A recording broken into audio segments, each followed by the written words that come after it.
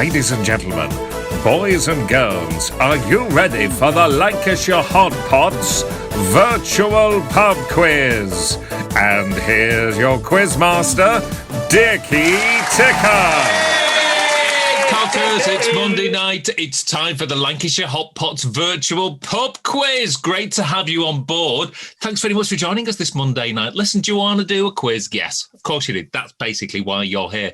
To play/quiz along with us tonight, you're going to need four things: pen, paper, drink, nibbles, all the regulars. You know what to do. Stick your name if you're playing along with us tonight, just so we know who's on board to answer our questions. If you've got a team name, stick that in. Tag someone into to play. It doesn't really matter. It's just for us, this quiz now, isn't it? It's just for us. Listen, while you do all that, I'm going to speak to some members of the band who are in various places this evening. First up, it's the lesser seen, on location, Bernard Thresher. Bernard, what's your name and where are you calling from? How are you doing? My name's Bernard Thresher. I'm from Lancashire. Hey, yes, he is. And you are on location, are you not, Bernard? Tell the audience where you are. It's a virtual pub quiz, but I'm in the pub. Aren't you breaking the rules for a virtual pub quiz? It's all about rule breaking and the game changer. Welcome. So you were telling me earlier on that for various logistical reasons you weren't able to get any nibbles, but I can see you are drinking. Yes, I've got a pint of Simmons. They've got that on tap. Fantastic. What they don't have are any nibbles because they've said COVID can get you with the snacks from behind them. So I'll just stick with the water-based beverages. Thank you. I stand corrected and I feel well, gel. You mute yourself and we'll talk to the next potter along. Why, it's Bob. Bob, what's your name and where are you calling from? Hello, everybody. It's a sunny day in Lancashire. I'm Bob Riggles. I got it the wrong way around. You know what I mean? Yay! It doesn't matter.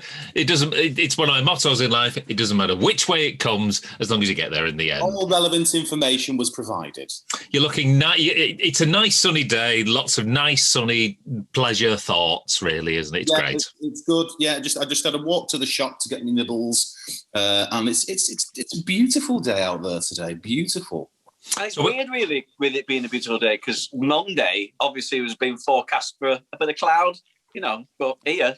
Strange, yeah. Strange, yeah.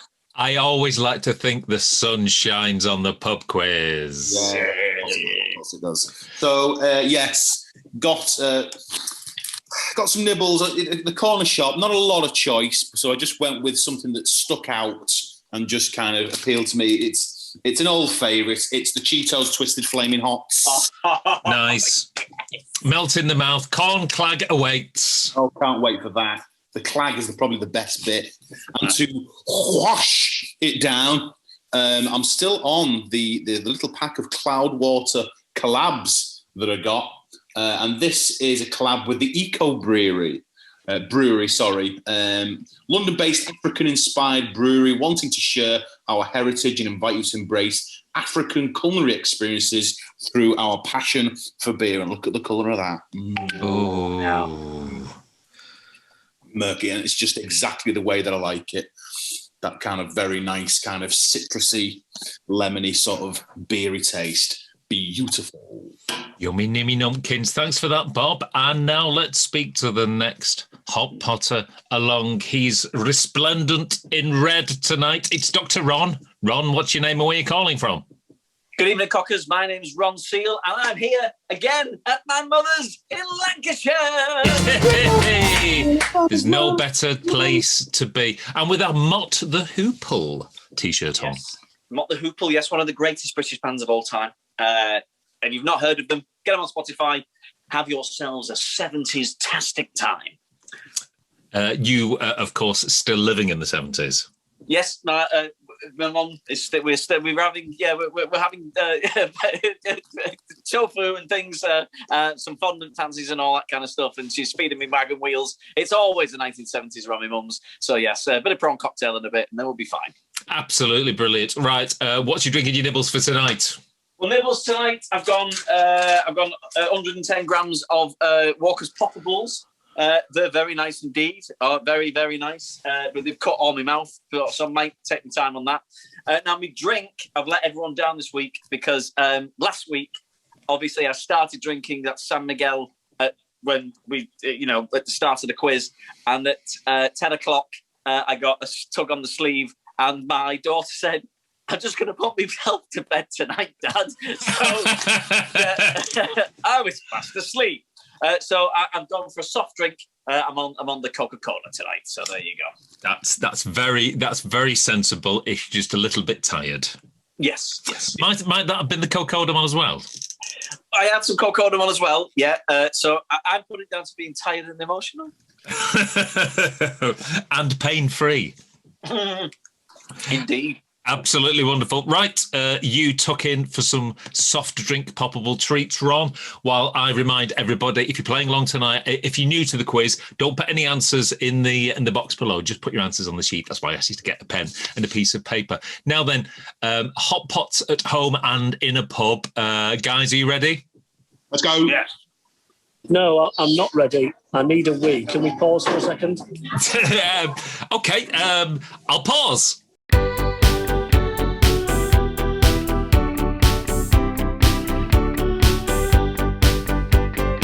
And he's back. Hot Potters at home, that's you lot. Are you ready? Yeah. Bernard, mute yourself. Let's get quizzing. Question number 1 is, as always, music. And I want to know which British male singer had 3 UK number 1s in the first 2 months of 1981. So think about that. Which British male singer had 3 UK number 1s in the first 2 months of 1981? Think about it. And by thinking about it, that should tell you who it is. Question number 2 is films. And did you know the biggest grossing film in the 1980s was E.T.? But what was the name of the boy who befriended E.T.? Was it A, Elliot, B, Billy, or C, Dustin? I went to the pictures and watched it. You what, sorry? I went to the pictures and watched it. Oh, we all did. That's why it was the biggest selling film of the 80s. And I had a sticker book as well. I have a sticker book. Anyone remember the E.T. Cola biscuits? Oh, yeah. Oh, yeah? Yeah. Oh. Interesting story. Well, not interesting, just funny. My daughter watched E.T. with me 2 years ago. And when E.T. died, I turned it off and said, "That's the end of the film." I give it an hour, put it back on. She was made up. Gold medal for fatherhood there. Yeah, drunk on cocoa and all last week and ruining childhoods with the death of E.T. So what was the name of the boy who befriended E.T.? Was it A, Elliot, B, Billy, or C, Dustin? Question 3, egg, sausage, chips and beans. And this week it's eggs. And the word yolk comes from an old English word meaning yellow. Is that true or is that false? The word yolk comes from an old English word meaning yellow. True or false?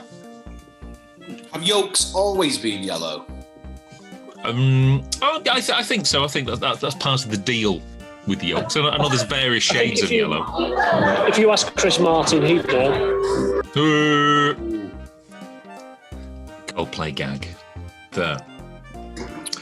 Question number 4, bitter, lager, cider, ale and stout and wine. And this week we're talking Buckfast tonic wine, the wine drunk by kids in parks and gentlemen in town centres. And also Johnny Bongo from Bongo's Bingo. Does he now? Now then, he might know the answer to this one, is that Buckfast has the same amount of caffeine as how many cans of cola? Is it A, 6 cans, B, 7 cans, or C, 8 cans? Didn't even know it had caffeine in it. I didn't. It is a heavily caffeinated wine. You ever had it? I've not actually. I think as soon as we get back on tour, as part of content, the new drive for on tour content, I think we should have a bit of bookie. So, but how many cans of cola is the caffeine equivalent to? A, 6 cans, B, 7 cans, or C, 8 cans? Question number 5. It's all about the crisps. And in the year 2000, there was a packet of crisps in the United Kingdom released called Golden Gobble. Is that true or is that false? When was it? It's the year of our Lord, 2000. The country, the United Kingdom. There's a packet of crisps released in this country called Golden Gobble. Is that true or is that false? What do you reckon? Question number 6 is all about the Lancashire Hotpots. And in the song Keys Wallet Phone, Bernard attempts to go to a popular UK seaside destination. Which seaside destination is it? Well, sorry? No, sorry, go on. You were giving us options. I'm sorry. No, I wasn't. Oh, was you not? Oh, no. Right. All right. Oh. Have a guess. You either know it or you don't. The song... Where he's got a pitch. Yes. Yeah, okay. I think Bob might have got it by reciting that line. So in the song Keys Wallet Phone, Bernard is on his way with his caravan to a popular seaside destination. Which popular seaside destination is it? If you don't know, have a guess. Well, A, you should know if you're a hot potter watching the quiz. But if you don't know, have a guess. Or if you're a hot potter who plays guitar in the band. Dr. Ron. I've had a guess. There aren't that many popular seaside destinations, are there? I tell you what, though, question 7. We love the North and we love the Lake District, everyone. But which is the largest lake in the Lake District? Is it A, Coniston, B, Windermere, or C, Ullswater? It would be nice on a day like today, wouldn't it? The Lake District. I guess. But which is the largest lake in the Lake District? Is it A, Coniston, B, Windermere, or C, Ullswater? Question number 8. He's dead now.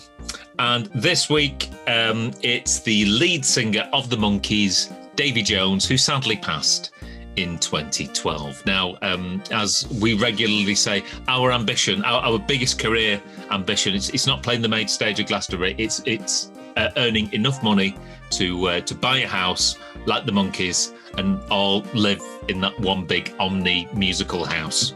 But that's by the by. Hashtag start a crowdfunder. Believe it or not, the Monkees only ever had one UK number 1. Well, what song was it? Was it A, I'm a Believer, B, Randy Scouse Git, or C, Daydream Believer? Believing in a lot of things did the Monkees. So what was their only UK number 1 hit? Was it A, I'm a Believer, B, Randy Scouse Git, or C, Daydream Believer? Question number 9. The wonderful world of television. And boozy chef Keith Floyd made a number of cookery shows for the BBC in the 1990s and early noughties. Now then, which one of the following isn't a Keith Floyd cookery show? Is it A, Floyd on Fish, B, Floyd on France, or C, Floyd on Fire?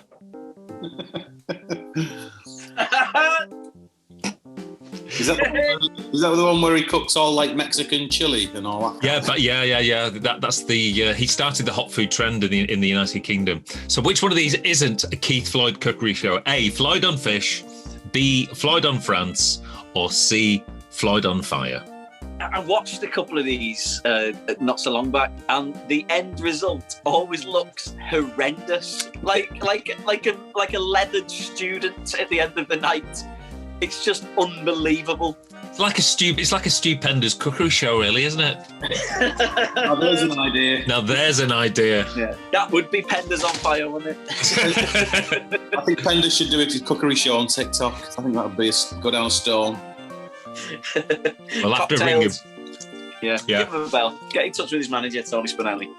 Tony Spinelli, reasonable rates. And question 10 is our potluck question. And in New Zealand, a child was once christened with the name Number 16 Bus Shelter. Is that true or is that false? In New Zealand, a child was once christened with the name Number 16 Bus Shelter. Is that true or is that false? Those are your 10 questions for this very sunny, very nice, wonderful Monday evening. Let's have a bit of a break before we get down to the business of seeing how you got on. I'm still on the Guinness, really enjoying the Guinness. It's been nicely chilled in the fridge. Better once it's poured into a glass. I'm on the Space Raiders as well. That's because I did. Sorry, chaps, I had to do this on my own, but I did a solo corn snack corner. Oh, solo corn snack corner. When I did a taste test side by side of Space Raiders and the Iceland Space Raiders. Oh, you good? When's that coming out? Later in the week. Let's check in on Bernard. Bernard, what's the pub atmos like at the moment? It's about to. It's people have been let out of their houses and they're going crazy in a dustbin. Are you outside though? You're on like some sort of veranda or something like that? Yes, I'm on a mezzanine. Yeah, music's on, people are out. It's like the olden days, but different. What music have they got in the background? Can't hear because I've got my headphones in. Go on, take one out for research purposes.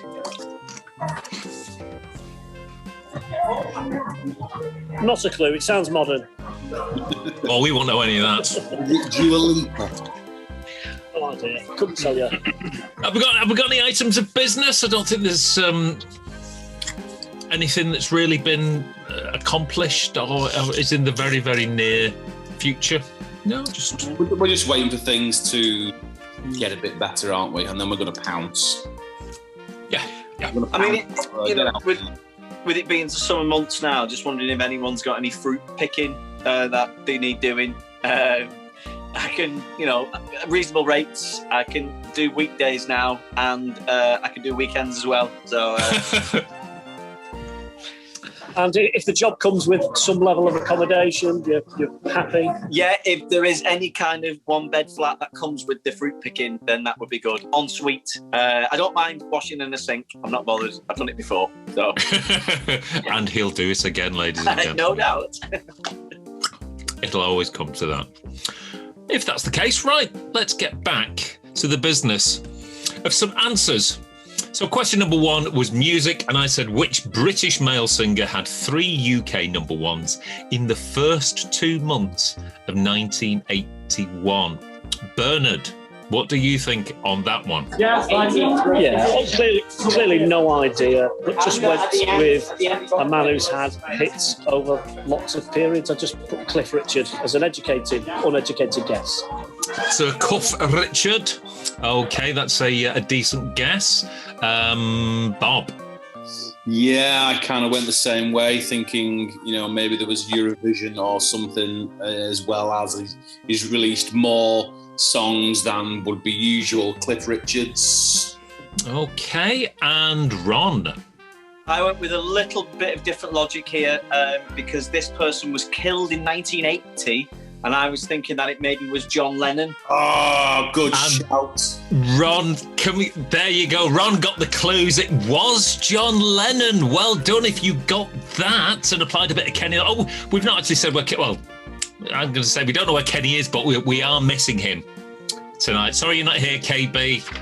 catch you on the next one. But yes, a bit of Kenny logic there. John Lennon was shot on the 8th of December 1980, and that's the reason why he had 3 number ones in such a very short space of time. Very good shout, that. Yeah. Well done, Ron, well done. Question number 2 was films, and I said E.T. was the biggest grossing film of the 80s, but what was the name of the boy who befriended E.T.? Was it A, Elliot, B, Billy, or C, Dustin? Bernard, what do you reckon? Yeah, pretty straightforward, this one. Elliot. Bob? Yeah, not difficult at all. Elliot. And finally, Ron? It was Elliot, and I've drawn E.T.'s finger as well. So, It was Elliot. And of course, Billy and Dustin are characters in Stranger Things. Of course they are. I know that one, yeah. Yeah. Question number 3 was egg, sausage, chips and beans, and we're talking eggs. And I said the word yolk comes from an old English word meaning yellow. Is that true or is that false? Yay or nay? Bernard? Yes, in the olden days, words came from words, so it's absolutely true. Bob? Same logic. Words come out of words. True. Ron? it's the old saying, words come out as words. It's true. And it is true. Well done. It literally means the yellow part. But it was formerly spelt yelk with an E rather than an O. So, yeah, words do come from words, but the actual letters within words do change over time. In the future, it's going to be called yalk. Yeah, and we could be the Lancashire Hotpots. Yeah. Question 4, bitter slag, yeah, all that. Wine and Buckfast wine. How many cans of cola is the equivalent of the... yeah, you know the question. Yeah. Was it A, 6 cans of caffeine that it's equivalent to, B, 7 cans of caffeine, or C, 8 cans? Bernard, bit of a tricky one. This might be one that you had a bit of a guess on. Yeah, I don't think it's too tricky. I know it's about 14%. It's a tonic wine. It's mental, but I don't think it's Red Bull mental. I think it's the lowest. I think it's 6. Okay, Bernard's gone the lowest. Bob, what did you plump for? Yeah, during the lockdown, we've had a couple of bottles of Bucky. We've kind of tuned into the Bongos Bingo Lads Twitch stream on a Saturday night, got involved there. They're all big Buckfast fans. It's absolutely loony juice. The missus has ended up flat on the floor, just doing all kinds of strange kind of drunken things. I've gone big, 8 cans. He's gone big. And Ron? Well, let's make it interesting. I went down the middle and went 7. All bases covered. As a drinker of the stuff, I suppose Bob would be more attuned to it. It is C, 8 cans. Tastes like quite a strong sherry. It's like one of those kind of things. It's It contains 281 milligrams per 750 milliliter bottles, and just a reminder for everyone at home: the name tonic wine does not imply health-giving or medicinal properties. No. Question number 5, crisps. And I said in the year 2000 there was a packet of crisps released in this country called Golden Gobble. True or false? Bernard, what does your crisp radar tell you on this one? It's clearly false. Nothing would be marketed to the UK for the all-age market with the word gobble in it. No chance. Okay, Bob? I was trying to wrap my brain to see if I could remember a crisp like this happening. And in the year 2000, don't really remember much of that year at all for various different reasons. But I put false also. Okay, and Ron? Yeah, had there been a snack called Golden Gobble, I'm pretty sure we'd have all had a chuckle about it. So I went false as well. It's true, ladies and gentlemen. They were released by Golden Wonder, and they were turkey and stuffing flavoured. Hence the term Golden Gobble. There you go. Could have been a widely promoted product, like, as you say, Ron. It surely would have been the sniggering packet of choice. But there you go. We would have done. In fact, we would have probably bought every packet in the shop. Question number 6. In on about the Lancashire Hotpots. And this should be dead easy to any dedicated hot potter out there. And I said, in Keyswillock Phone, Bernard attempts to drive to a popular seaside destination. Which destination is it? Let's speak to the man himself to see if he can fill us in. I'll start at the top and I'll work down. Skegvega. Yes, of course it's Skeggy. Okay, Bob. He's got a pitch in Skeggo, him. And Ron. It was a choice of two. It was either Skegness or Rill. Well, we have mentioned Rill in the Rilson Centre in Country Courting, but it was Skegness. So you can listen to the words that he's singing when you're playing guitar, Ron. I know, but I've usually had 4 Cocodamol by then, so I think I'm in the Rolling Stones. It's fine. But a pint of Buckfast and a couple of Cocodamol and you're anybody's. Oh, yeah, indeed. Question number 7. We love the North. And I said the Lake District. What's the biggest lake in the Lake District? Is it A, Coniston, B, Windermere, or C, Ullswater? Bernard, how familiar are you with the lakes? I've had some very exciting times in Coniston, so I wanted to put Coniston, but then I thought that was the deepest. So then I went for Windermere because I think that's the biggest. Okay. Bob. Yes, also exciting times in Coniston with Mr. Thresher. Yes. The less said about those times, the better, eh, Bernard? But they were very good times. I put Coniston, I just went with that. Okay, and Ron.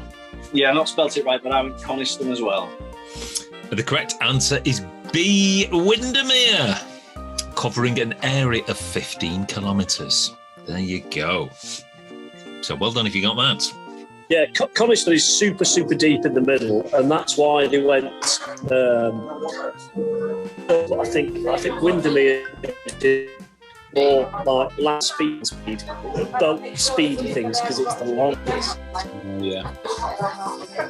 Yeah, you were breaking up a little there, but we got the gist of the conversation, Bernard. Question number 8. He's dead now, and we're talking Davy Jones, lead singer of the Monkees, who passed away in 2012. What was the only Monkees UK #1 hit? Was it A, I'm a Believer, B, Randy Scousegit, or C, Daydream Believer? Bernard, which one are you plumping for? Just went with me first. Answer me before you gave any things. I wrote down, I'm a Believer, so stuck with that. He's a believer. Bob, where are you going with this one? I went with the other Believer. I thought it was Daydream Believer.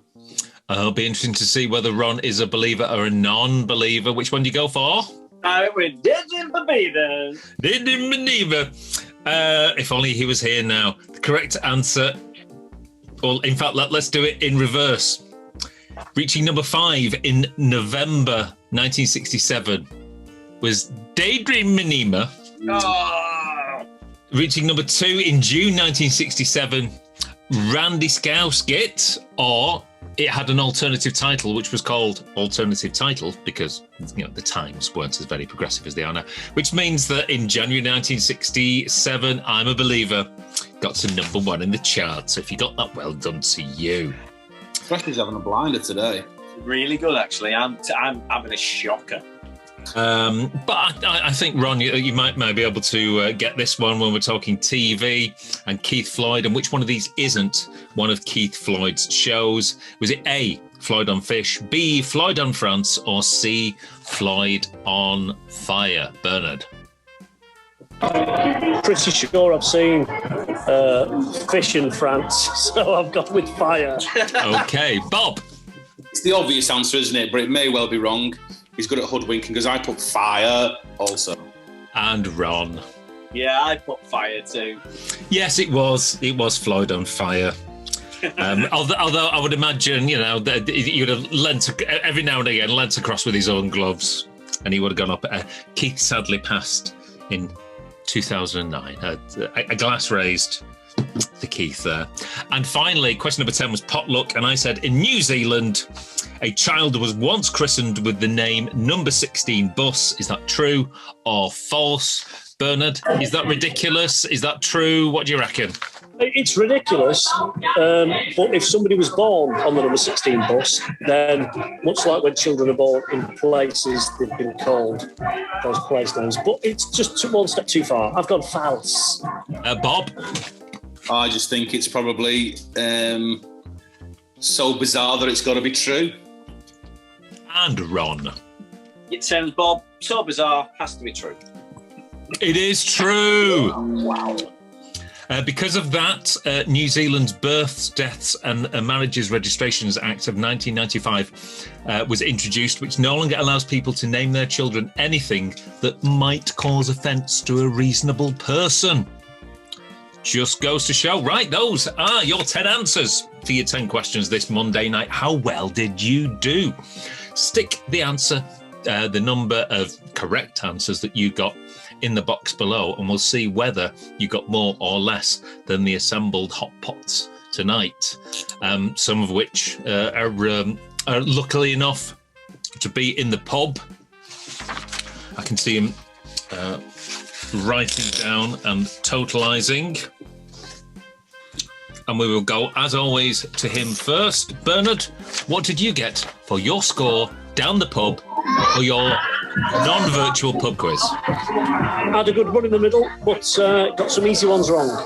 6 on 10. 6 on 10, that's pretty good. Bob, what did you get? I thought Thresher was running away with it properly. I also got a 6 on 10.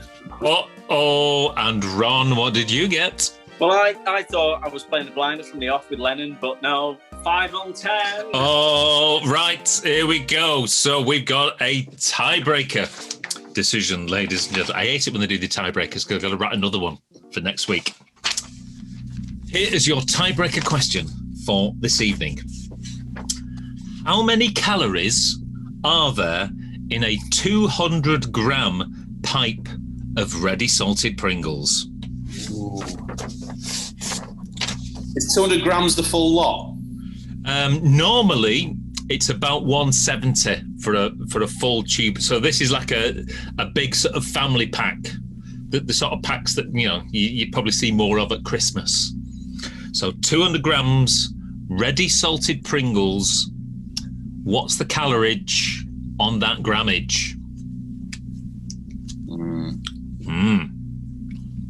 Use your skill, your wit. Kenny, if you're here playing along, you're quite good at this sort of thing, so you stick your... And in fact, everyone who's watching this now, stick how many calories you think is appropriate, and we'll see how well you do. But first, we shall go over to the first tiebreak contestant. Bernard, how many calories are there in a 200-gram pipe of Pringles? I've just gone. I just went with the first thing that came into my head. I've gone 1,000. 1,000. Thank you very much indeed for that, Bob. How many calories? I've gone quite near that, but I'm a little bit below it. I put 989 calories. Okay, ladies and gentlemen, the correct answer. How many calories are there in a 200-gram pipe of Pringles? 1,028 calories. So that means Bernard is the winner of the tiebreaker, and he is the winner of this week's. He's not even here anymore. He's gone. Frozen, That's it. He's gone for a lap around the pub. The pub's rock tonight. Did you get that? Yeah, I'm back and I'm very pleased. Well done, sir. Well done. Yeah, made up with that. Thank you. Hey, cheers, everyone. Thank you. Cheers. I think actually being at a pub for a virtual pub quiz, which is sort of cheating, I think it energises you in such a fantastic way. Folks, I'd like to stay in chat, but I'm off to get ready. See you later. I'm on. Okay, right, everyone. Thanks very much for joining the quiz. We'll see you next time. Ta-da!